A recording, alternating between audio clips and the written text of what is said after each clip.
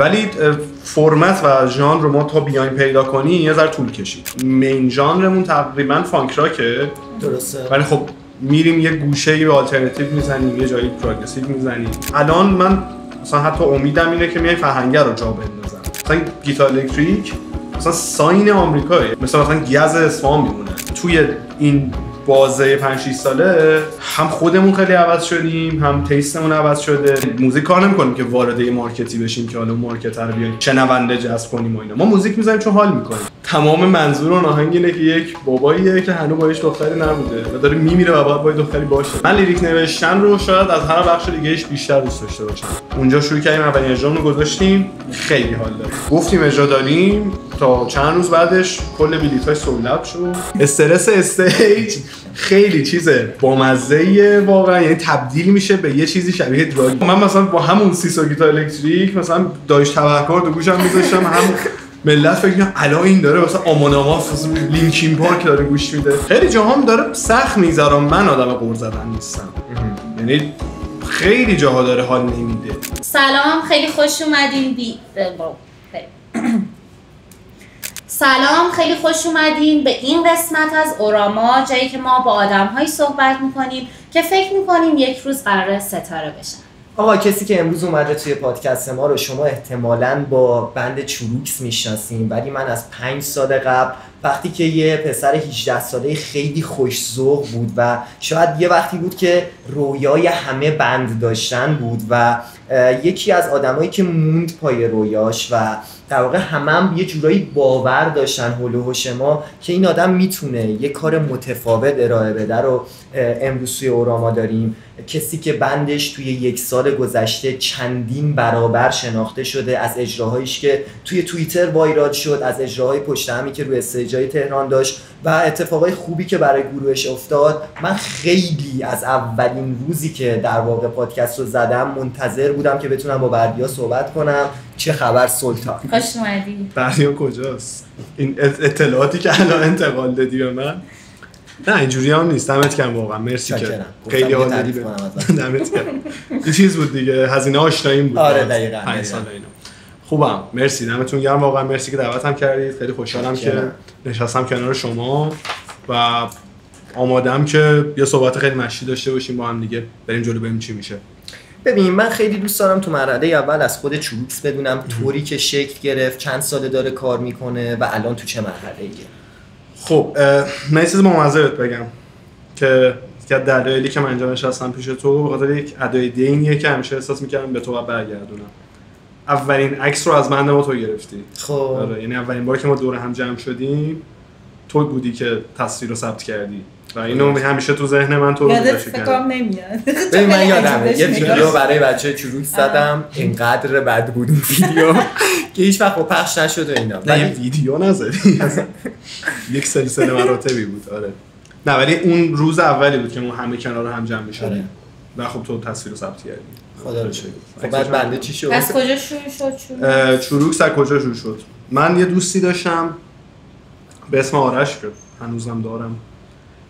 اون موقع خب فقط من آرش رو میشناختم و آرش تصمیم داشت که برای تولد 19 سالگیش بود یا 18 سالگیش بود یا همچین چیزی بود فکر می‌کنم. بچه داره از بعضی از پشت صحنه میپرسه. خب آره میخواست یک اجرای موزیکی و روز تولدش داشته باشه و خب گشت ببینه که کیا رو میتونه دور هم جمع کنه. خب من اون موقع گیتار میزدم ولی خیلی مبتدی، یعنی واقعا چیزی نبود که بخوام بگم من نوازندم. گشت و بهم گفتش که مثلا گیتار میزنی، من گفتم آره ردیف، من ساز میزنم و باهات هستم و بریم جلو اینا. چقدر صمیمی بودید؟ یعنی دوستای صمیمی هم بودید یا نه؟ صمیمیت اون چیزی که الان داریم نه، ولی خب مثلا در حد دوست نزدیک بودیم واقعا. حالا جیکوپو که همون نمیدونستیم ولی رفاقت نزدیکی داشتیم، تقریبا رفاقتی که اولاش تا شکل میگرفت، یعنی تو ابتدای مسیر رفاقت بزرگ. بهم گفت بیا و گفتم ردیف و اینا و برای اینکه بندی باشیم که موزیک بزنیم 2 تا المان کم داشتیم دیگه، بیس کم داشتیم و یه دونه درامز داشتیم. بهش فکر می‌کردیم. خب آرش خیلی سال بود که داشت ساز می‌زد، یعنی از فکر می‌کنم چند سالگیش داشت می‌زد. من که فقط از تو می‌پرسم. از 7 سالگیش داشت می‌زد. آره 7 سالگیش داشت ساز می‌زد و خب دایره ارتباطی خیلی زیاد تجربه یعنی خیلی اونجا زیاد آرش لولی از تو بالاتر بود کلا توی لحظه استاد بود و هست. آها بود و هست که بعد بودم دنبالش هست داره. اون موقع هم خیلی خوب اون موقع یه چیز عجیب غریب بود، یه سقف خیلی بلندی بود و خب هم نوازنده خیلی خوبی هست و بود و هم تجربه خیلی زیادی داشت. ما اینکه مثلا سن اونقدر زیادی نشه ولی تجربه ضبط داشت که ما هیچ کدوم نداشتیم، تجربه اجرا داشت که ما هیچ کدوم نداشتیم و خب همه اینا رو داشت. واقعا یه بانکی بود از یه چیزایی که من واقعا دوست داشتم یاد بگیرم ازش و خب آره بهم گفتش که بیا این کارو بکنیم. بعد خب رفاقتش با من بذار کنار، رفاقتش با علی و کوروش هم یه طرف دیگه از سن بچگیش اسکیت پارک و این داستانا میشناختن همون. علیو خیلی اتفاقی میبینه و خب برای اون تولدش نیاز داشته که عکاس بیاد عکس بگیره. علی عکاسه و به علی میگه که مثلا یه همچین داستانی من دارم و میخوام که بیای عکس بگیری. علی میگه که چه باحال، کیا هستن؟ با کیا گفته اون کس خاصی نیست، مثلا بردیا رو بهش گفتم که بیاد گیتار بزنه و اینا، فعلا کس دیگه ای نیست که باش کار کنم و اینا. که علی اون موقع بیس خریده بوده، خب تازه بیس خریده بوده. خیلی اتفاقی میگه من بیس دارم، بیس خریدم و اینا. میگه بلدی؟ میگه نه خریدم ولی چیزایی بلدم بزنم و اینا. و همین میشه که علی هم اد میشه. خب علی و کوروش هم رفیقای نزدیکن، کوروش هم خب بچگیش داشته درامز میزده و خب همین میشه که ما یه بار تصمیم میگیریم ما هم ساز بزنیم تو همون تولد. برای اون تولد، یعنی برنامه‌ای که دارم بهت میگم مثلا 5 ماه 4 ماه قبل اون تولد است. خب یعنی بهش فکر کرده بوده، یه برنامه‌ریزی کرده بوده و اینا. آره که ما جمع میشیم دور هم ساز زدن و اینا. اولش هم شروع میکنیم مثلا یه ست لیستی در میاریم که میگیم بیایم این چند تا ترک کاور کنیم. آرکیدک مانکیز توش بود، کلیو توش بود دیگه، پرینس توش بود، فکر کنم مثلا پینک فلوید توش بود فکر کنم. شروع میکنیم زدن اینا و اینجوری که ما واقعا خیلی چیزا چرت و پرتی داشتیم میزدیم ولی خودمون از ساز زدن کنار هم داشتیم لذت می‌بردیم. خب یعنی شیمی دا شکل میگرفت همون اول کار. ولی خب علی که مثلا تازه داشت ساز یاد میگرفت، من خودم تو در و دیوار واقعا، خود آرش مثلا خوندن و تازه داشت باش چالش برقرار می‌کرد. ساز زدن عالی بود ولی خب با بند ساز زدن و خوندن و اینا رو چالش داشتیم. هر کی چالشی داشت. من من نمیخوندم. حالا قضیه خوندن من برمیگرده به سالهای پیشش که بعداً حالا راجبش اگه بخش صحبت می‌کنیم حتما. و آره این قضیه تولده اینجوری پیش میره که ما شروع می‌کنیم ساز زدن، ست لیست رو کار کردن و تمرین کردن اینا. ما قرار بود بیسمنت خونه که دوستامون اجرا رو انجام بدیم. خب اون دوستامون میره از اون بیسمنت. اون اصلا برنامه کنسل میشه. تولد کنسل میشه ولی خب اون 4 نفر دور هم جمع شدن دیگه. کارش نمیشد کرد. تصمیم میگیریم که این قضیه رو ادامهش بدیم. بیایم ساز بزنیم هنوز اون کارا رو بکنیم و اینا که دقیقاً یادم نمیاد چی میشه که ما میخوریم به قضیه اون که تو هم دخیل میشی و اینا رو من دقیقاً دیگه الان داره یادم نمیاد. یعنی کلا اون اجراه که بخواین عمومی و پابلیک داشته باشین کنسل شد. اون اجرا هیچ وقت برگزار نشد ولی اون اجرا دلیلی شد برای تشکیل بندمون. و اسمتون از کجا؟ اینا چیه؟ بامزه است. اسم چیزی هم دارن و هم به یاد موندنیه هم یکم تم کمدی داره. آره. این چروکسه خیلی از این نوازش بالا. ایده کی بود؟ بحث اسم. خب خیلی بامزه شکل گرفت این قضیه. ببین اولش ما شروع کردیم کار کردن، اسم نداشتیم، اصلا بهش هم فکر هم نکرده بودیم. یه سری اسمای رندومی بود که صدا می‌کردیم و مثلا اسم این پروژه هک ایده میدادم و کسی جدی نمیگرفت. جدی ترین بحث اصلا شکل گیری موزیک بود نه اسمش و اینا. تا یه روزی ما خیلی رندوم یه اجرایی به پستمون خورد. یعنی قرار شد بریم یه جایی، یه کافه‌ای بود توی یوسف آباد، قرار شد بریم اونجا ساز بزنیم. از اون ست لیستی که داشتیم حالا خودمون هم پر نشون داده بودیم که آره ما اینیم و اینا رو بلدیم. مثلا میایم اونجا. چقدر گذشته بود از تشکیل بندتون که اولین اجرای اومد؟ کمتر از یه سال بود. کمتر از فکر می‌کنم مثلا حتی 6 ماه 5 ماه. اورجینال اجرا کردین یا کاور بود؟ ما کاور مثلا از 10 تا کاوری که می‌خواستیم بزنیم 3 تاشو می‌زدیم. اون 7 تای دیگه رو اصلا بلد نبود، یعنی نتونسته بودیم درش بیاریم حتی. و شروع کردیم به این که آقا ما برای اجرا گذاشتن باید یه اسمی داشته باشیم. یه روز رفتیم و جریان سیال ذهن واقعا اتفاق افتاد. یعنی هر کی شروع کرد یه اسمی میگفت چرت و پرت. من یه چی میگفتم، آرش چی میگفت، این کوروش چی میگفت، علی چی میگفت. این پروسه واقعا میگم 1 ساعت و این 2 ساعت طول کشید. خب هی اس گفتیم بعد کلافه شده بودیم. شروع کردیم سلکت کردن از بین همه اسما و این اسم چروکس فکر میکنم یا کوروش اینو گفته بود یا آرش اینو گفته بود، دقیقاً یادم نمیاد، هنوزم کسی چیز نمیکنه، یادش نمیاد که این اسم کجا اومده. آره ولی اسم چیز بود دیگه، یه اسمی بود که روی اون برین استورمه یهو شکل گرفت. نمکی تو ذهن. آره چند روز بعدش اصلا تصمیم گرفتیم اینو بین اون اسما، یعنی 4-5 تا سلکت کردیم اون شب گفتیم برای امشب بسه. آره گفتیم چند روز بعدش این باحاله، اینو برداشتیم و گذاشتیم و دیگه موندون.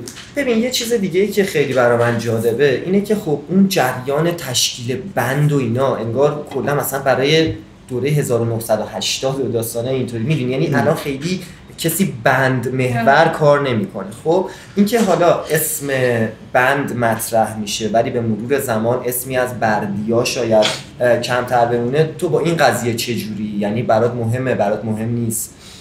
خیلی با همون دلیل هم مثلا نمیرن سمت بند. آخه ببین اصلا بند تشکیل دادن، حالا تو اون چیزی که مد نظر تو داری مطرحش میکنی که مثلا برمیگرده به دهه 60 تا 80، اصلا فرهنگش مال ایران نیست. برای ایران چیزیه که نه اون چیزی هم که تو ایران میبینی خب یه کپی پیستی از جامعه تحت تاثیر مثلا هالیوودیه، مثلا ایران قبل انقلاب. آره. اونام باز همشون تحت تاثیر بیتلز و مثلا همه این چیزا، بندایی که اون موقع بودن. و خب میام این چیزی نیست که مثلا فرهنگش مال اینجا بوده باشه. اینجا خب ما فرهنگ بند نداریم ولی فرهنگ مثلا یه تشکیلات موزیک سنتی داریم دیگه که مثلا توش تنبک باشه، تار باشه، یعنی اون بالاخره توی موزیک ایرانی اصیل هم بالاخره چیزی تحت عنوان بند وجود داره، ولی بند اصلا یک مکتبیه. چی میگم بهت؟ یه خانواده است. بند بودن یعنی اینکه شما دستاورداتون شیر میشه، از اون طرف مشکلاتتون شیر میشه، مشکلات شخصیتون شیر میشه. تو همه بندها اینجوری نیستا، ولی خب دریه برای وارد شدن به یه خونه ای دیگه. تو اگه اونو ردش کنی دیگه داری با 4 نفر زندگی میکنی، با 3 نفر داری زندگی میکنی، که برای ما این اتفاق افتاد. حالا این اتفاق، حالا بند شدن ما میگم اتفاق بود، واقعا چیزی نبود که بشینیم بهش فکر کنیم و این داستانا.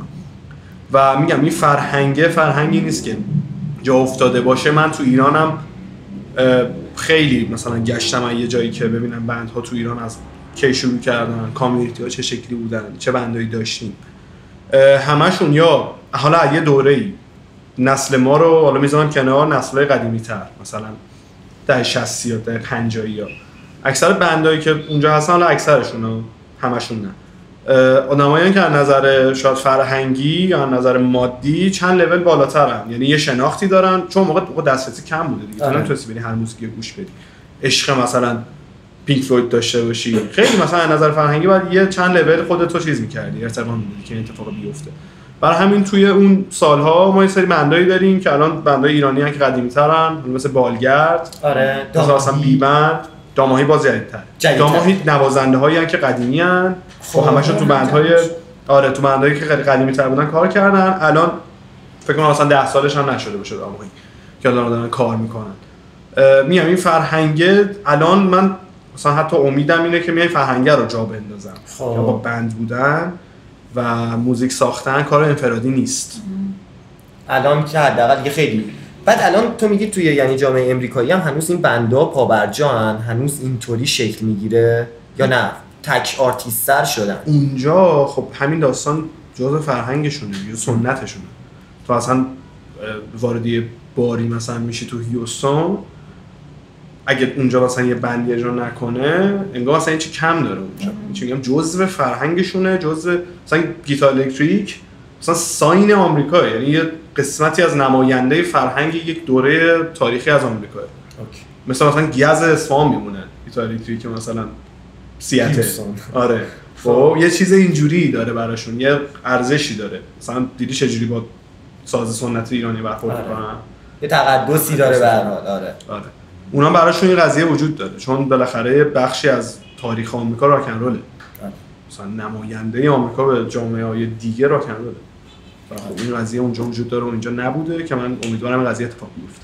فرآیند چروکس چجوریه؟ یعنی مثلا وقتی فکر می‌کنید ایده‌اش معمولاً چجوری پیش میاد؟ چجوری روش کار می‌کنید؟ چون اگه اشتباه نکنم 4 تا سینگل ترک فعلا دادیم بیرون که از الان بگم من اولیو خیلی بیشتر از بقیه دوست داشتم. خیلی احساس میکنم نزدیکتر بود به سلیقه من شخصا. جای من نیست. بقیه‌شون خیلی باحال بود، خیلی یعنی فازهای مختلفی رو میتونستم تجربه کنم. حالا شاید به خاطر اینکه تو اون مود و فازم بودم که اولیه بیشتر به مزاجم خوش اومد، از اون خیلی خوشم اومد. ولی دوست داشتم پروسه ساخت و اجراشو بدونم. پروسه ساخت ترک‌ها خیلی چیزه خیلی متغیره بستگی به ما الان 5 ساله که داریم کنار هم دیگه ساز میزنیم. 5 سال 6 ساله فکر میکنم. و توی این بازه 5 6 ساله هم خودمون خیلی عوض شدیم، هم تیستمون عوض شده و یه سری ترک‌ها رو مثلا ما اون سال ساختیم. مثلا هم جای من نیستی که شما میگید جز ترک‌هایی که ما همون اول ساختیم. و خب استایلش و اینا خیلی برمیگرده به اون. و خب بازم کارهایی داریم که شبیه اون باشه، ولی باز بستگی داره به اینکه حالا ما 4 نفریم، هر 4 تامون تو پروسه ساخت موزیکا دخیلیم. مثلا اونو آرش مثلا ساخته، برمیگرده به روحیه آرش توی اون دوره. مثلا اون لحظه می‌خواسته ارائه بده و خب اون ترک شکل گرفته. ولی فرمت و ژانر رو ما تا بیایم پیدا کنی یه ذره طول کشید که ما بفهمیم آقا ژانر ما حالا مین ژانرمون تقریبا فانک راکه. درسته. ولی خب میریم یه گوشه آلترناتیو میزنیم، یه جایی پروگرسیو میزنیم. خیلی چیزه ورسیتایله بسه. میره یه سیخی به هر ژانری میزنه. و خب این خودش خیلی چیز باحالیه و چیز به ما فرصت ریسک کردن میده. چون ما اولش اینجوری میگیم که ما موزیک کار نمی‌کنیم که وارد یه مارکتی بشیم که حالا مارکتر بیایم شنونده جذب کنیم و اینا. ما موزیک می‌ذاریم چون حال می‌کنیم، چون دوست داریم آقا موزیک بسازیم، پخش کنیم و خب میریم سراغ هر ژانری. چون اگه ما می‌خواستیم مثلا روی ژانر کار کنیم، می‌ماریم اینجوری می‌کردیم که آقا ملت چی دوست دارن گوش کنن، ما بیایم همون رو کار کنیم. ولی ما اینجوری که نه، اون شیمی بین ما داره چی رو تولید می‌کنه. اضافه کنم یه چیزی و ما اولین ترکی که ساختیم جاشو بود. همون که الان پخش شده. آره. الان اول اونو ساختین بعد جای من یادمه جاشو لیریکش 4 سال و نیم 5 سال پیش حداقل نوشته شد. یه شبه نوشتم من اون لیریکسو، خیلی بامزه است. بعد یه سوالی راجع به لیریک کارا دارم چون میدونم تو خیلی حالا از همون موقع هم لیریک نوشتن رو دوست داشتی.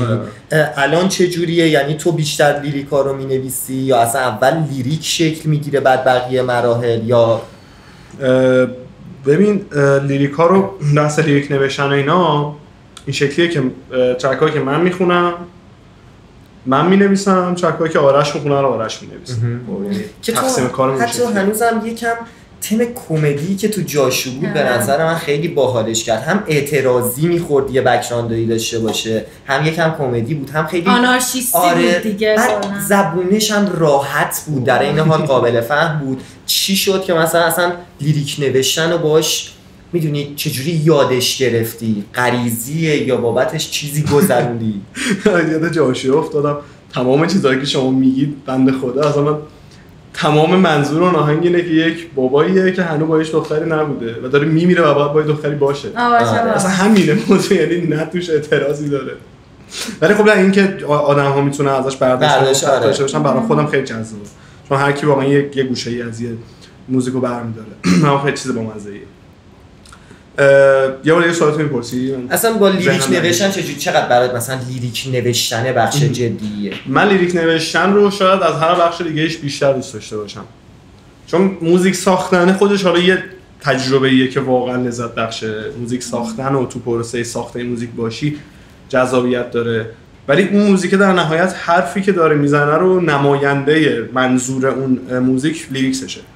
یعنی شنونده از موزیک و از ساوند صرفا یه تجربه انتزاعی داره، یه برداشتی داره که اون برداشته میتونه مثل مال شما متفاوت باشه از ساوند، از موزیک، از فقط سازها. لیریکس میاد چیکار میکنه؟ میاد به این جهت میده، میاد منظور مستقیم به این میده که برای خود من خیلی جذابه. چون من اصلا فکر نمیکنم که قرار موضوع این موزیک چی باشه. صرفا موزیک ساخته میشه، من موزیک رو گوش اینه مثلا کاری که رپر میکنه، مثلا بیتو گوش میده، وایب میکنه باهاش، میگه مثلا این الان این حسا من میده که من مثلا اینو به منظور این بگم. درسته. من مثلا موزیکو شروع میکنم گوش کردن و صرفا هم نگاه میکنم ببینم اون دوره تو زندگیم چه چیزهایی مثلا تحت تاثیر منو تحت تاثیر قرار داده، چه چیزایی رو مخم بوده، چه چیزایی رو دوست دارم بگم و این میشه که مثلا اون لیریکس رو می‌نویسم.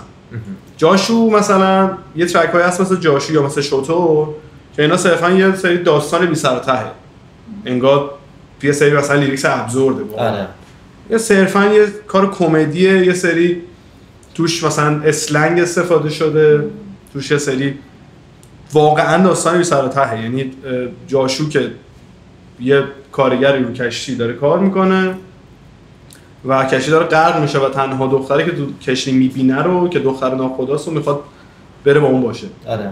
و کشتی غرق میشه و در نهایت آره این میره بابای دختر نجات بده که دلش رو به دست بیاره و کوسه میخورتش. خیلی جالب. یعنی اینقدر حتی این کمدی تراژیکی داره، یعنی هم خنده داره هم خیلی تلخه. آره یعنی واقعا هیچ پوینتی داستانه نداره، صرفا یه داستان انسانیه. آره. یعنی خیلی تجربه انسانی، همه ما ممکنه این داستان برامون پیش بیاد یا نه این داستان پیش بیاد، یعنی اون تجربه، اون حسه که اون آدم داره که میگه من الان اگه ما این نباشم دیگه مثلا نابود میشم. آره. دارک کمدی بامزه‌ای بود. آره مثلا من خودم نوشتم مثلا آوردم بعدی نشون دادم، یادمه آوردم گفتم دقیقاً. آره یا مثلا شوتور، اسمش شوتور ترک و داستان حالا دو تا وکال داره، 2 تا ورس در اصل داره که من میخونم آرش و جفتمون تقریبا داریم یه داستان رو روایت میکنیم. داستانا موازی هن، دارن با هم پیش میرن، با هم یه تفاوتایی دارن و در نهایت به هم دیگه وصل میشن.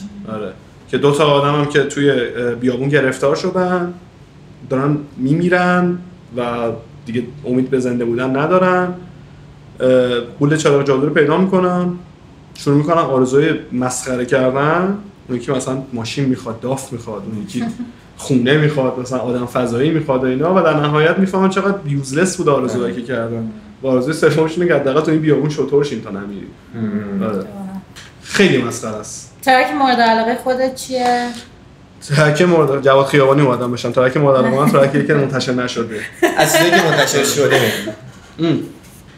داد دوستان، داد از بقیه بیشتر دوستان. داد توش اون آنارشیه و اون مثلا خشمه به نسبت به جامعه صنعتی و نسبت به فضای شهری و اینا رو واقعا توش اومده اون حرفو بزنم. یعنی منظور من اون. آقا یه چیزی هم که من خیلی برام جالب بود این بود که آقا وسط پادکست گوشید و چک قرار سوال از اول بپرسی دیگه. اینترویو 402 توجه اومد بهتون. آقا از آخرای 402 بود و مخصوصا 403 که دیگه این قضیه خیلی زیاد شد که یه جورایی چروکس بعد 2-3 سال تلاش کردن روش پروژکتور افتاد، یه جورایی بیشتر دیده شد. کلا فرایند از کجا شروع شد بیشتر دیده شدنه و چه اتفاقایی تو این 1 سال گذشته افتاد. یکم هم دوست دارم راجع به اینترویوهای مهمی که داشتیدم توضیح بدی بهم.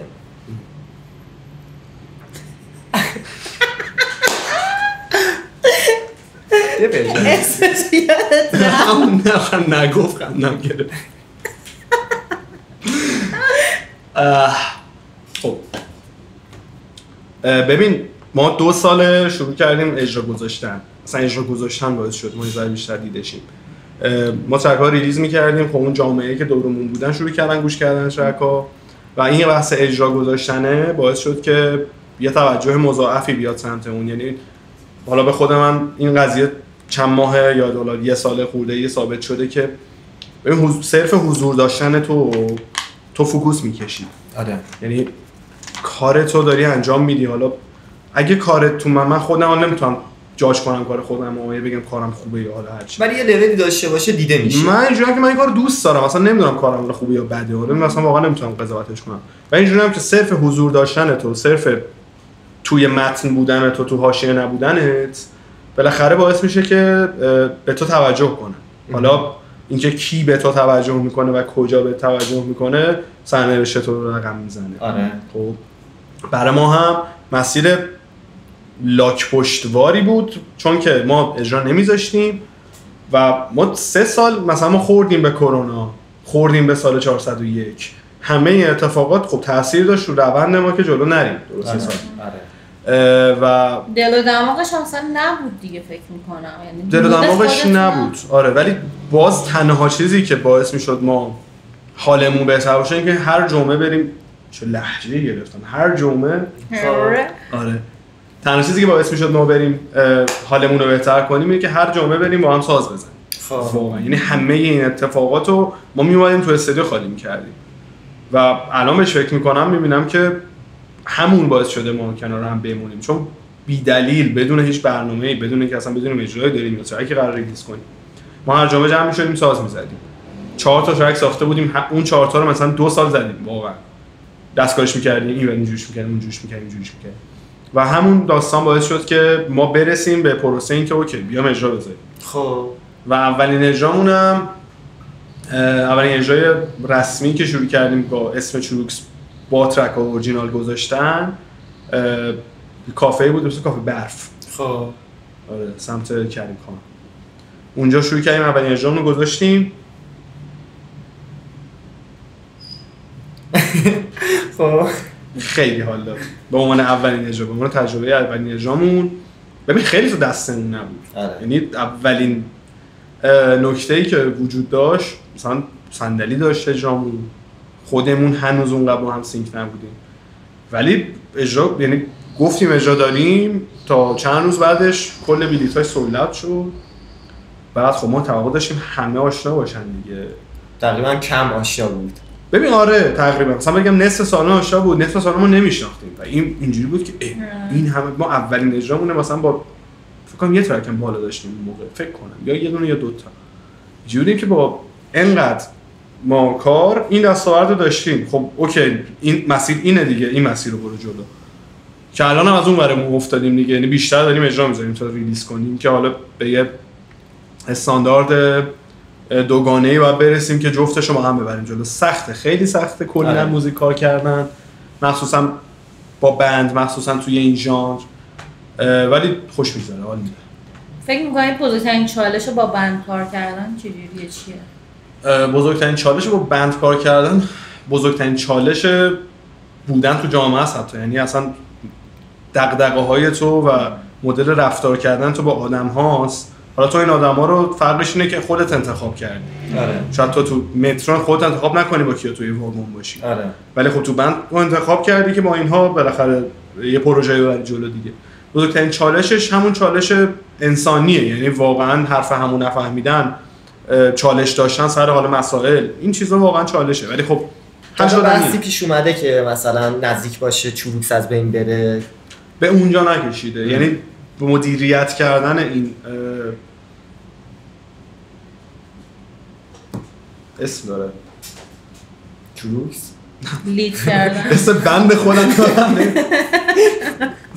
نه چی میگن بحران، کرایسیس فارسی خیلی managing of this crisis Jesus Christ. مدیریت کردن این بحران.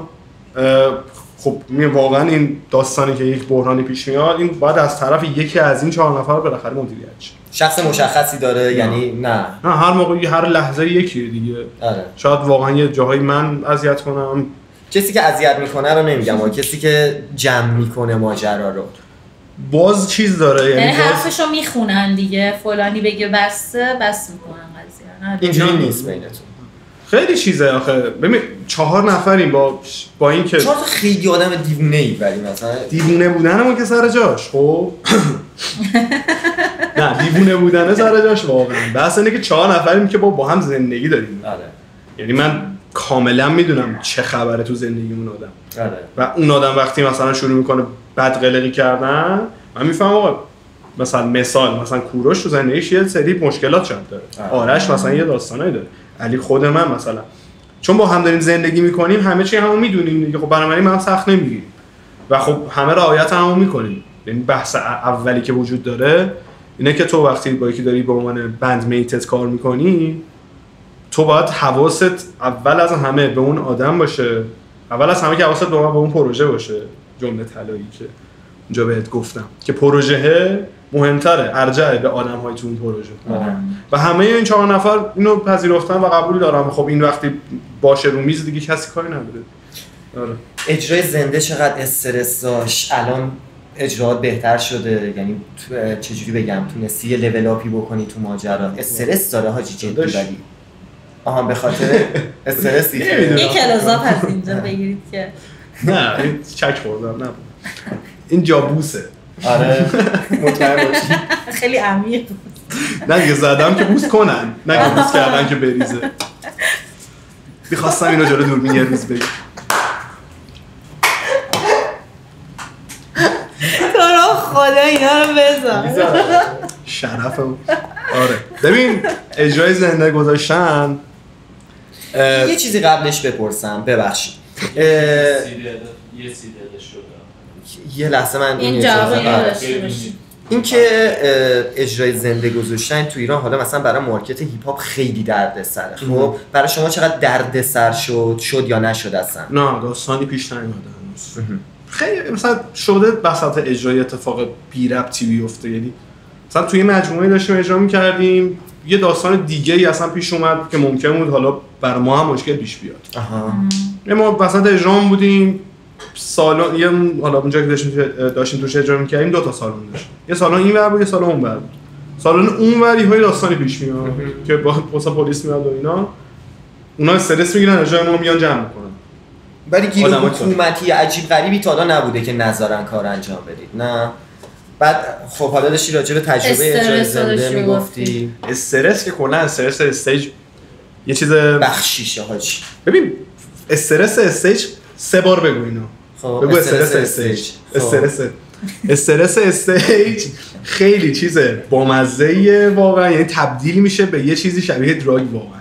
یعنی اون لحظه که تو اون بالایی استرست، سطح آدرنالینت، اکسیتوسینت اینا نمیدونم چیه دیروز اسمشو شنیده بودم اینا به حدی میره بالا که تو اون لحظه همزمان هم اینجایی هم ترسیدی از جایی که توش هستی هم داری لذت میبری. یعنی اون لحظه اینجوری که الان قدرت دست منه میکروفون دست منه فوش میدم به هر کی دلم بخواد. خب ولی خب مثلا اولین چیزی هم که تقریبا ازتون وایرال شد یه اجرای زنده بود. درست میگم؟ یه هفته توییتر رو اجرای عجیبی هم بود. اگه منظورتون اجراییه که ویدیوهاش در اومد اون یه پروژه جدا از شومیکس بود که حالا توی اون محیطی که داشت اجرا میشد از بند و از موزیک زدن ما باعث نشد که حالا یه داستانی پیش بیاد. اینا ویدیوهایی بود که از اون اجرای پخش شد که اونم واقعا چیزی تقصیر ما نبود. یعنی ما کاری نکردیم، ما داشتیم موزیکمون رو می‌زدیم. چرا مشکلی پیش اومد؟ ویدیوهایی بود از آدما که داشتن حالا مثلا بی حجاب میرقصیدن و اینا و خب خیلی وایرال شدیم داستان و این مشکل ایجاد کرد دیگه. برای ما هم مشکل پیش نیومد. یعنی داستانی نبود بعدش هم داستانی پیش نیومد. برای من میدونم که حالا الان که داره این پادکست ضبط میشه چهارشنبه همین هفته یه اجرایی دارین با 2 تا از خواننده‌های دیگه. نه یه پرودوسر و یکی پرودوسر یکی هیپ هاپ آرتیسته. می‌خواستم ببینم حالا تو که تا الان بیشتر با یه بند خودت کار کردی اون رفاقت و صمیمیت رو داشتید و هم نظر بودین چجوری الان با اون 2 نفر دیگه ارتباط داشتین؟ کلاً چجوری بود فرآیندش؟ خب آرتیستایی که باشون هم کار میکنم باشون داریم اجرا می‌ذاریم مرساد و آریان دوستیان و خب طریقه آشنایی ما دوستیه صرفاً. آریان دوستیه خود دوستی رفاقت و کامیونیتی. یعنی مهمترین بخش این قضیه اون کامیونیتی است که ما توی یه کامیونیتی مشترک داریم. حالا موزیک تولید میکنیم اونا تو ژانر خودشون ما تو ژانر خودمون و خب حالا خود خوراک من هم توی لیریکس نوشتن توی خوندن حتی خوراکم از هیپ هاپ گرفتم. بیشتر تأثیری که تو لیریکس نوشتن و توی خوندن داشتم از روی هیپ هاپ آرتیست ها بوده و حالا بندهای خارجی که نزدیک تره به این سیستم حالا مثل رد هات چیلی پپرز و ریج اگینست د ماشین. اینا بندهایی که خیلی من اینفلوئنس داشتن تاثیر داشتن و خارجیش کرده نداره میاد زیر نفس میذارم از این چیزا هست صدا سیما میذاری یه کلمه خارجی رو ترجمه شده.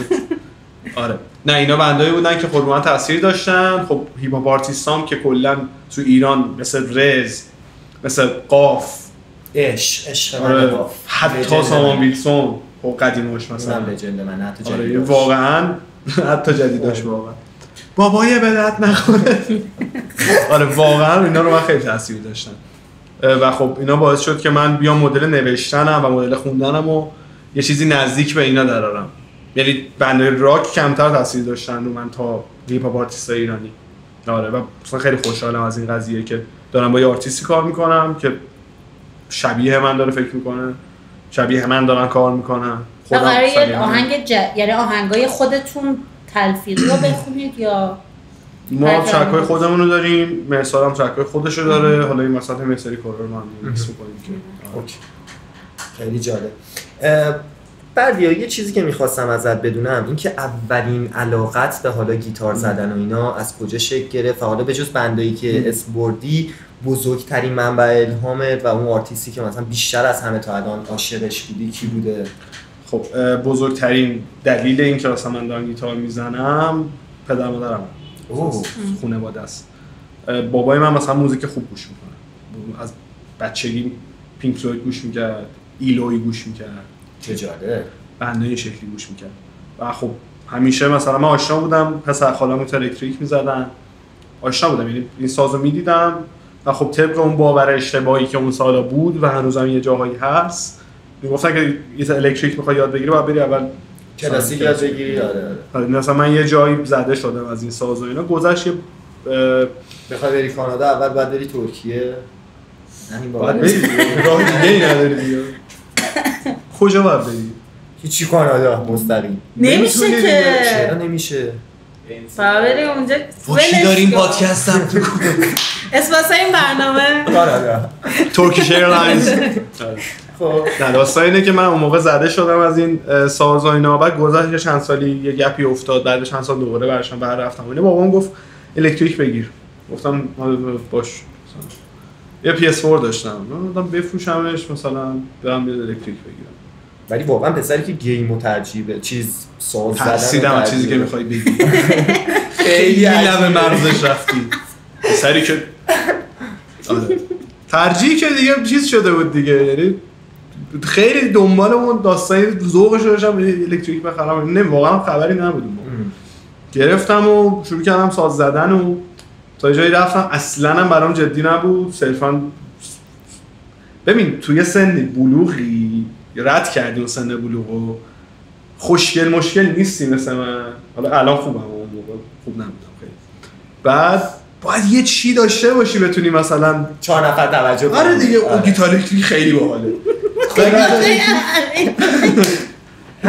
آره دقیقاً الکتریک بگیر و اینا. بعد دیگه ناخودآگاه فازشو گرفتم. کت چند رضا یزدانی مگه تو کت چند میپوشی وسط تابستون؟ موهات باید بلند کنی نمیشه.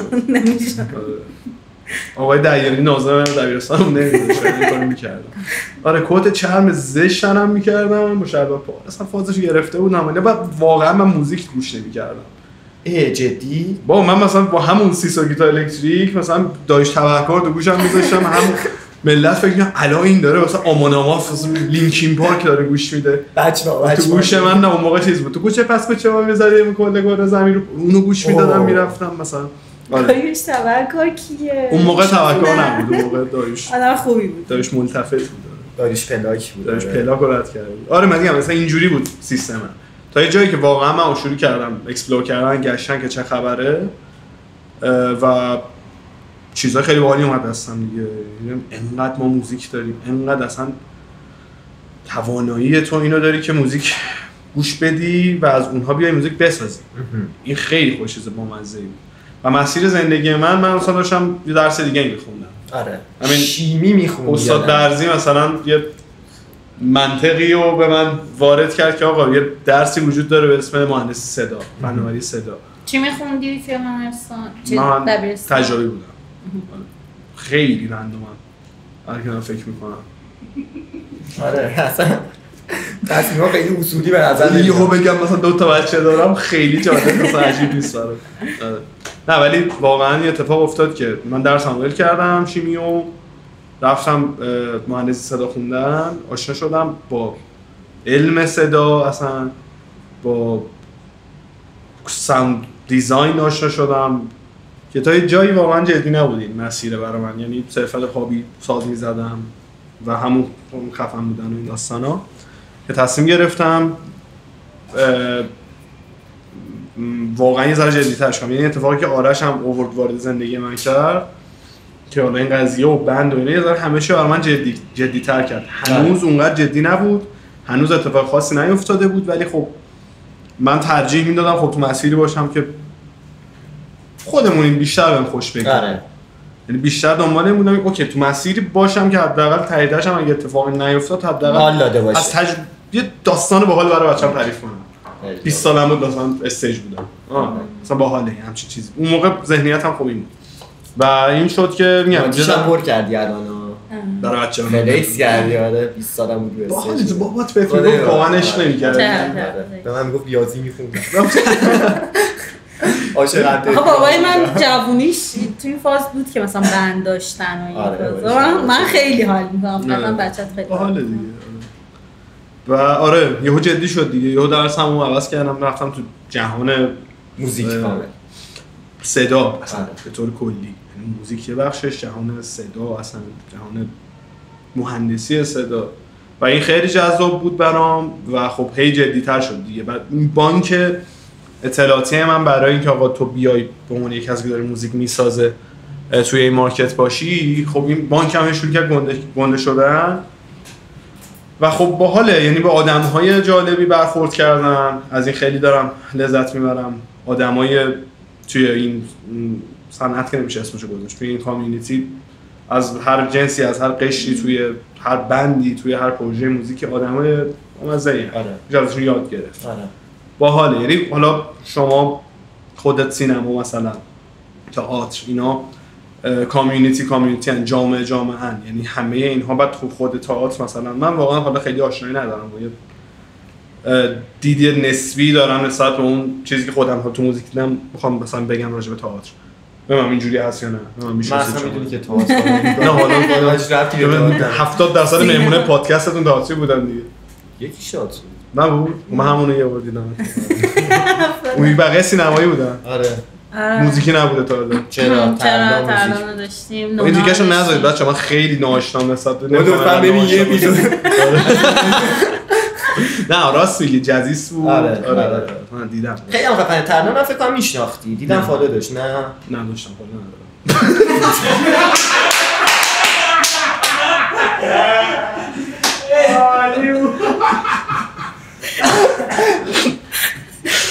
چرا اصلا نمیرام بودی دیگه من یه تو آره دیگه کسی نیدم چیه کنه هیچ کسی مثلا فالوینگش صفره یارو هیچی هم ازش نمیپرسه چرا هیچی هم فالو 2500 فالو دارم 1500 نیمه پیج مثلا خبره آتیس هم مملکت اومده فالو شد.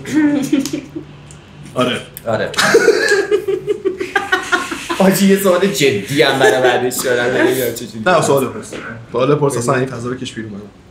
برای فکر میکنید تو مسیری که هستید حالا تا الان چیزی که صحبت کردی و وایبی که من ازت گرفتم بوده که صرف لذت، فاز باحالی که داشته، صرف این که حالا با آدما در ارتباط باشی اومدی تو این مسیر.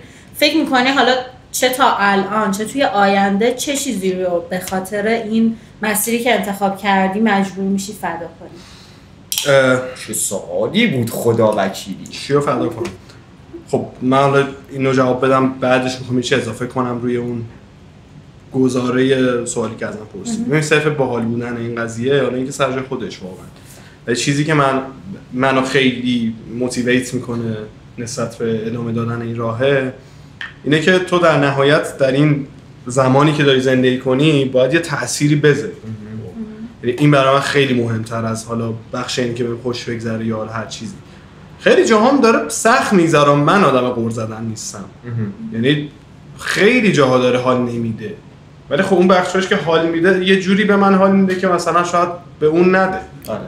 منم بگم به تو دیدم نه به تو حال میده، ولی میگم اون اتفاقی داره برای من میفته شاید برای خیلی نیفته. خب من داشتن این دارم حال میکنم دیگه، چون میبینم آقا من تو مسیری هم که حداقل از بیرون یکی نگاه میکنه زندگی من اینجوری که اوکی مسیر این مشخصه، من دارم دست و پا میزنم آقا توی مسیره، ولی باحاله. و خب این بحث تاثیر گذاشتن است، بحث اینه که آقا من 23-4 سالمه 17-18 ساله الانو بیارم اینجوری هم که آقا ببین اینم هست، یعنی این مسیرم جلو پات هست، یعنی اون نسل آینده منظورتونه که نسل آینده همسن سال خودم یا حالا هر کس شاد چند نسل آینده تر حتی. اتفاقی که برای خود من حالا اولش نیفتاده ولی بعدش مثلا با یه بندی مثل بالگرد افتاد. اینجوریه که اینا دیگه مثلا ابر انسانم برام. و اینکه چه چیزی رو من فدا کنم توی این مسیر خیلی چیزا فدا کردنیه. تو در نهایت داری تمرکزتو میذاری روی یک چیز برای یک بازه زندگیت. خودت رو محروم میکنی از یاد گرفتن خیلی چیزای دیگه. خودت رو محروم میکنی از خودم محروم نکردم از چیزی حالا تو آینده فکر میکنی چه چیزی ممکنه باعث شه به خاطر مسیرت مجبور شی فداش کنی؟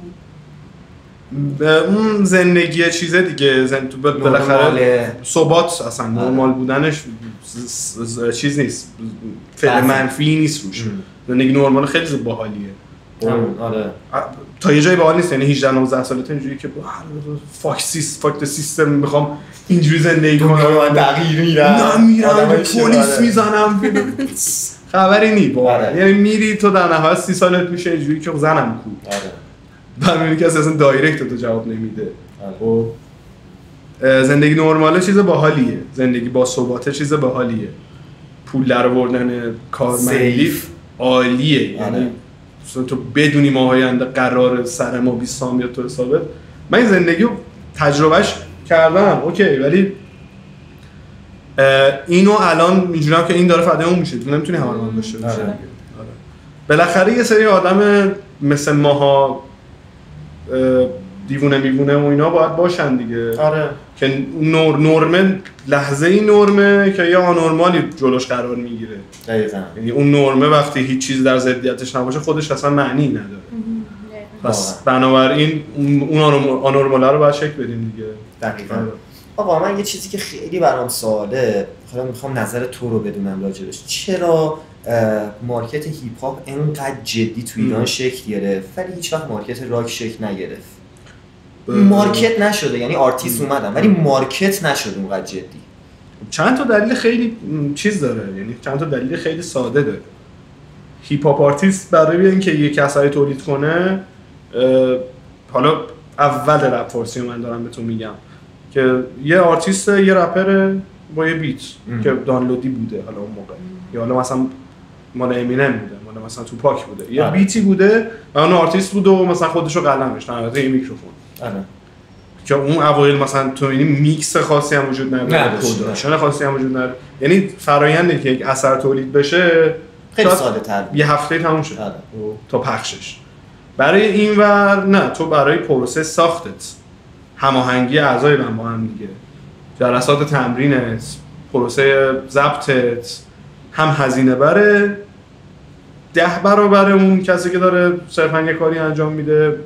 من باز دارم اولش رو میگم و الان رپرها و هیپ هاپ آرتیست‌ها دارن خب هم روی پروداکشن کاراشون کار میکنن. الان مثلا کارهای اینترنشنالی داره صدا تقریبا، ولی خب اون اتفاقا اونجوری افتاده دیگه. بعدم مارکت اون رپ فارسی که الان داری میبینی، من انقدر احترام قائلم برای اون مارکت، چون مستقل ترین جریانیه که تو موسیقی ایران تا الان بوده. اصلا چی فکر کنم از بعد انقلاب چیزی به این مستقلی نیامد بالا که مثلا حالا خودش پول خودشو در بیاره.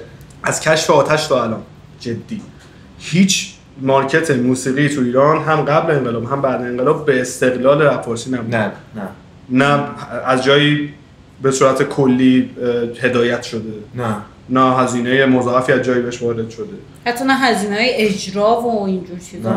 خودش داشته خودشو تولید می‌کرده. از جایی هم که دیگه استریما جا افتادن که داره از مارکت اون برچی میشه. یعنی یه موتوریه که خودش بنزین خودش داره تولید میکنه. خیلی قابل احترامه.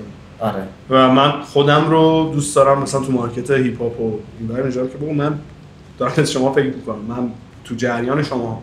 این و خب داستان متفاوته دیگه. این ور داستان من خودم حالا بده، یعنی خودم اونو منفی میدونم. من با کامیونیتی بچهای حالا راک و مثلا ژانرهای دیگه که ساب ژانر راک هم اینا خیلی ارتباط زیادی نداره، یعنی دورادور میشناسیم همو کارهای همو دنبال میکنیم و اینا. ولی این ور خب میگم داستان چیز وجود داره دیگه، هم داستان حالا هزینه وجود داره، هم داستان محدودیت‌ها وجود داره.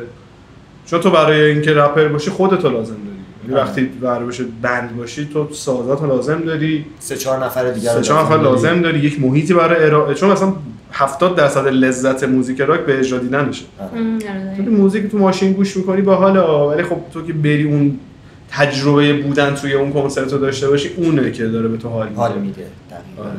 الان آرتیستی هست که مثلا خودت باش حال بکنی، دوست داشته باشی یه روزی باش همکاری بکنی؟ ایرانی؟ ایرانی آره.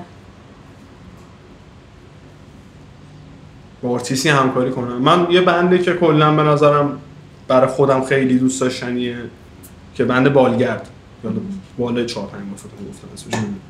برای من واقعا یا الگوان، قابل احترامن.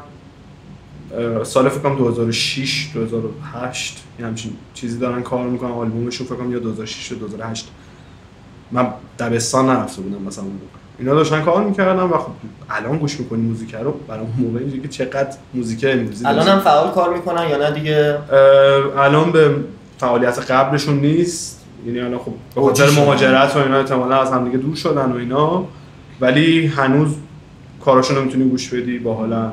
من مثلا تو ایران جز همین کسایی که خودم عاشقانه دوست دارم باشه کار کنم اینا.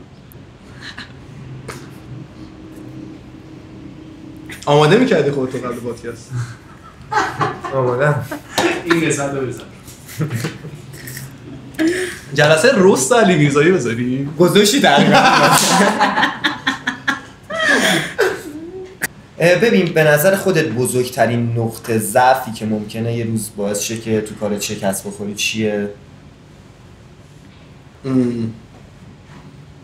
نمیدونم. چی تو کارت؟ اوکی. چی باعث میشه تو کارم شکست بخورم؟ ببین یه جاهایی هست تو مسیر کاریت، یه ددلاینایی هست، یه سکو پرتابایی یه موقعی هست و یه جاهایی هم یه نقطه هایی هست که معلومه که نقطه شکست. جاهایی که تو از اون فرصت ها استفاده نکنی، اون نقطه ها رو درست ازش رد نشی، جاهایی که ممکنه بخورید همین. نقطه ضعف اخلاقی چی؟ مثلا اخلاقی داری که چه نمودی باشی، عصبی باشی یا داستان اینطوری که همون هستیم توی حد. شاید به اون روزی برسم که دیگه تبدیل به آدمی بشم که نشه باش تعامل کرد، چون کسی ولی هنوز اونجوری نشد. چقدر میشه با تعامل کرد. آره سخته. بردیه یه رسمی که ما توی پادکستمون داریم من خیلی دوستش دارم اینه که به مهمونامون میگیم که از ما یه سوالی که دوست دارن رو، حالا چه شخصی باشه چه حرفه‌ای باشه، اینا بپرسن. فقط نپرس، تو رو خدا نپرس اوراما چی بود، از کجا اومد. حالا ما هر اپیزودی سه پادکست اوراما هر سری نمیدونستم دیگه مثلا تتو کردی نه وضعیتتون میکنم ببخشید. من خیلی آدم روستری ها. آره چون با مزم نیستی. خنده هایی که من الان توی نیم ساعت گرفتم، خنده هایی که لحظه به دنیا اومدنت کل خانواده کرد بیشتر بود. اوکی.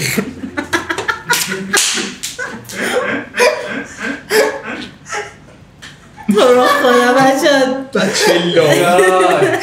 لاغر ابرو داشتی ابروها رو؟ از همون اول داشتی ثانیه اول.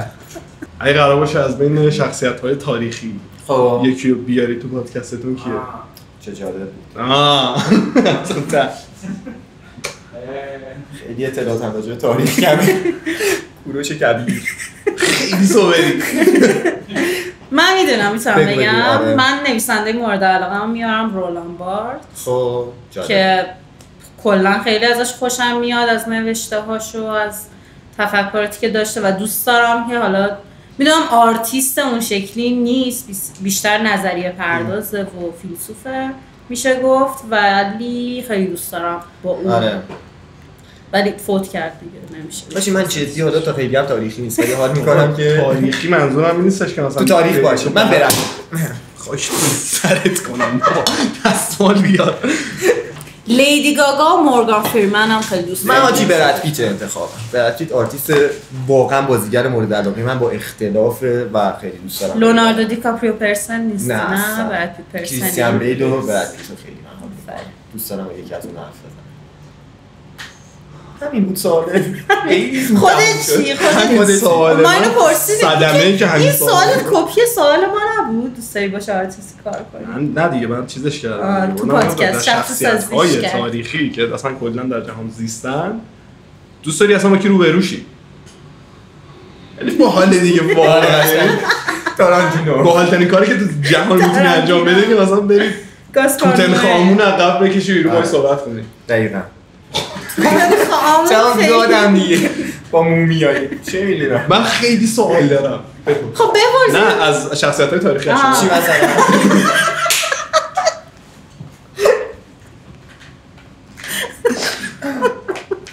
دارم دیگه شخصیه. مثلا واقعا میخوام برم بکشم مثلا گراهام بلو بیرون. مثلا بگم کردی واقعا فوت کنم اولین مزاحم تلفنی تاریخ شد. نه جدی واقعا مثلا خیلی برام جذابه. یه سری ببین من خیلی تاریخ دوست دارم، خیلی تاریخ میخونم. جدی واقعا من نمیدونم تاریخ میخونم، پادکست یادم کمیک خیلی گوش میدم. من تو دفعه اول نیست داریم یه پادکست هم ضبط کنیم. اینم عجیبه. 5 پادکست راجع به کمیک فقط ضبط کردیم بچه‌ها. نه خیلی خوب. مثلا پادکست تاریخی خیلی گوش میدم و تاریخ مثلا خیلی دوست دارم. یه جاهای ددلاین تاریخه، یعنی اینجوری می‌کنی حاجی این یارو اگه این کارو نمی‌کرد مثلا اینجوری میرفت مسیره. آره اون جاهایی که من برام مثلا واقعا به خسرو پرویز بگم آقا چرا پاری کردیم اون مثلا. آره مثلا یا برام مثلا حضرت محمد میره نامه میده چی کاره ما پاره اسم محمد نگفتی که شاخش نگم. حالا ندارم من محمدم حتی. خب بله دی دوست داره میشه پادکست جمعش سر این ادامتون میکنم. خلعیت داره این قضیه. و حاجی به عنوان آخرین سوال میخواستم ازت بدونم که به نظرت نقطه تمایز چروکس نسبت به کسای دیگه که دارن تو مارکت ایران موزیک کار میکنن چیه؟ نقطه تمایز ببین نقطه تمایز که این شیمی بین ما چهارتاست و در نهایت اون احترامی که بین ما چهارتا هست. حالا هم رو استیج هست هم توی فضای استودیو. برای شوخی داریم، ما هم کلکل داریم، ما هم حتی مشکل هم داریم. ولی در نهایت اون احترامی که به سلیقه هم به شخصیت هم میذاریم به نظر من حالا جای دیگه تو پروژه دیگه‌ای خودم سراغ ندارم. آره. یعنی مطمئنم این پروژه که تو 4 نفرن یکی از این آدم‌ها تو اون پروژه نباشه این پروژه جلو نمیره. چرا؟ یعنی قابل جایگزینی نیستیم هیچ کدوممون. اینش خیلی جذابه. خیلی جالب. خیلی جالب. فرض حرف آخرت به شنوندگان و بینندگانه. موزیک گوش بدید، موزیک باحال گوش بدید. سعی کنید با چیزی وایب کنید، با موزیکی وایب کنید که بهتون حال میده واقعا. به فکر دیتا گرفتن، به فکر حالا اینکه یه موزیکی گوش بدم که حالا یه چیز بهم اضافه کنه یا کلا چیزای این شکلی نباشید. سخیفترین چیزها هم در لحظه‌های از زندگی انقدر به آدم ممکنه انرژی مثبت بده و آدمو بندازه تو مسیر خودش که باور نمی‌کنید. به نظر من برید سراغ چیزی که بهتون حال میده. دمتون گرم. مرسی که این قسمت از اوراما رو همراه ما بودید. ممنونم که با نظراتتون ما رو خوشحال میکنید و بیشتر توی مسیری که هستیم حرکت میدین. و اینکه کلام آخر هم از علی. آقا دمتون گرم. یکی از باحال‌ترین اپیزودامون بود. خیلی بهمون جدا از همه چی خوش گذشت. شما نظرتون رو بگید که دوست دارید فضا یکم صمیمی‌تر و باحال‌تر بشه یا نه و خیلی مخلصم. فعلا میبینیمتون. میو